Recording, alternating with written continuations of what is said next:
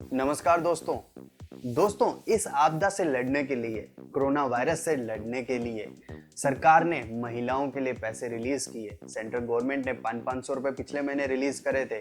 कई स्टेट्स ने fund release किया है। कई स्टेट ने पेंशन को डबल करके रिलीज किया है और कई स्टेट ने गरीब मजदूरों को पैसे भेजे हैं उनके खाते में डायरेक्ट। लेकिन कई बार ये शिकायतें आ रही हैं कि उनके पास पैसे नहीं पहुंचे या फिर किसी को इसके बारे में जानकारी नहीं है। तो जाएं कहाँ, चेक कहाँ पर करें? आज मैं उसका सॉल्यूशन लेके आ रहा हूँ। वैसे आपने कई सारे वीडियोस देखे होंगे, कई बार उसमें मिसगाइडेंस बहुत ज़्यादा किया हुआ है, लेकिन मैं आज आपको मिसगाइडेंस बिल्कुल नहीं करूँगा।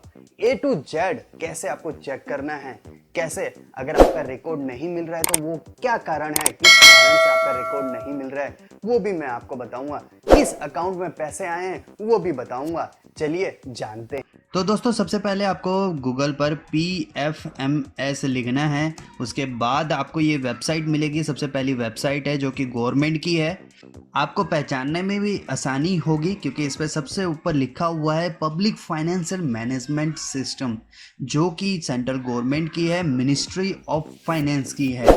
जैसे कि आप इसमें देख सकते हो कैसे इसमें चेक करना है वो भी मैं आपको बता देता हूँ।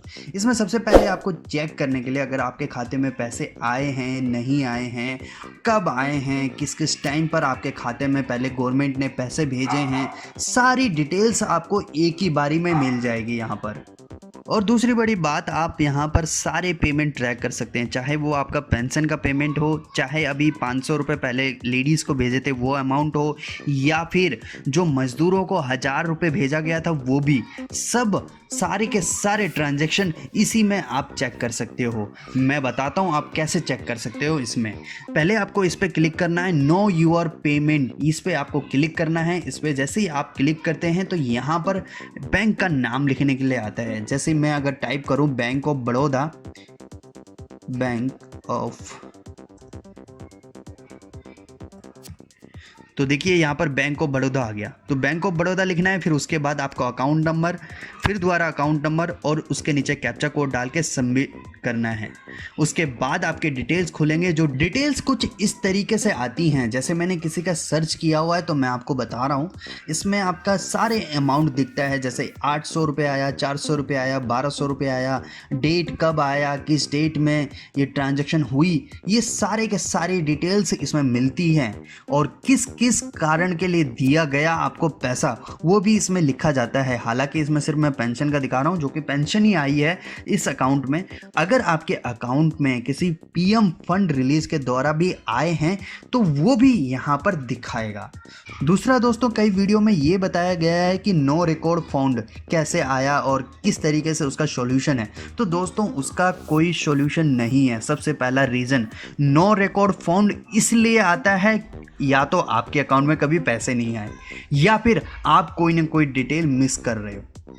तो दोस्तों ऐसा मत सोचिए कि अगर आपके अकाउंट में पैसे आए हैं फिर भी रिकॉर्ड नहीं दिखा रहा, ऐसा हो ही नहीं सकता, क्योंकि यहाँ पे पर डे की रिकॉर्डिंग होती है। जैसे कि अगर मैं होम पेज पे जाऊँ तो होम पेज में साफ दिखाएगा कि एक दिन में कितने ट्रांजैक्शन हुए। जैसे कि आप इसमें यहाँ पर देख सकते हो कि इतना अमाउंट का ट्रांजैक्शन हुआ है आज के दिन में, टुडेज ट्रांजैक्शन, और कितने करोड़ में हुआ है ये आप देख सकते हो। कितने काउंट हैं, इन लोगों को दिया गया और इतना अमाउंट दिया गया। फाइनेंशियल ईयर में कितना कितना ट्रांजैक्शन हुआ ये करोड़ों में लिखा हुआ है। यहाँ पर सारी चीज़ों की ट्रैकिंग होती है। ये मेन वेबसाइट है, आप इसी के थ्रू ट्रैक करें। दूसरा दोस्तों, कभी भी किसी भी वेबसाइट में अपनी डिटेल्स ना डालें।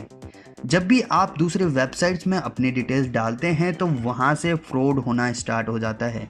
कई शिकायतें आती हैं कि मेरे अकाउंट से 5000 रुपये निकाल लिया गया, कई शिकायतें आती हैं कि मेरे अकाउंट से 1000 रुपये निकाल लिया गया, ये वो एक्सेट्रा एक्सेट्रा। आप बैंक में जाते हो कोई ट्रेस नहीं होता, क्योंकि इंडिया में जो साइबर सिक्योरिटी है इतनी स्ट्रॉन्ग नहीं है कि कम अमाउंट को ट्रेस करें।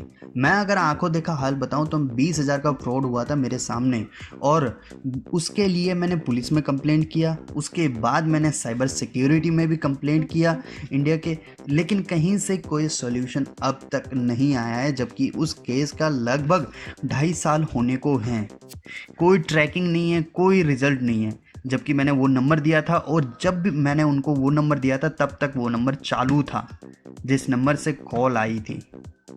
तो इसलिए मैं आपसे कह रहा हूँ कि कहीं पर भी अपने डिटेल को ना दें। और दूसरी बात, जैसे ही अगर कोई कॉल आता है कि आपका पैसा आया है, हम आपको दे रहे हैं, आप एटीएम नंबर बताइए, ये वो, उस तरीके के कॉल में भी आपको एटीएम नंबर नहीं देना है। कभी भी बैंक आपसे एटीएम नंबर नहीं पूछता है। बार बार आप लोगों को इसके लिए जागरूक किया जाता है, तो जागरूक हो जाइए थोड़ा सा।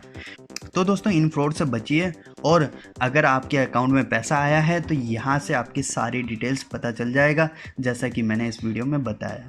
तो दोस्तों, इसी के साथ इस वीडियो को अंत करते हैं। अगर अच्छा लगे तो सबके साथ शेयर कर देना, जिसको इसकी ज़रूरत है उसके पास पहुँचना ज़रूरी है।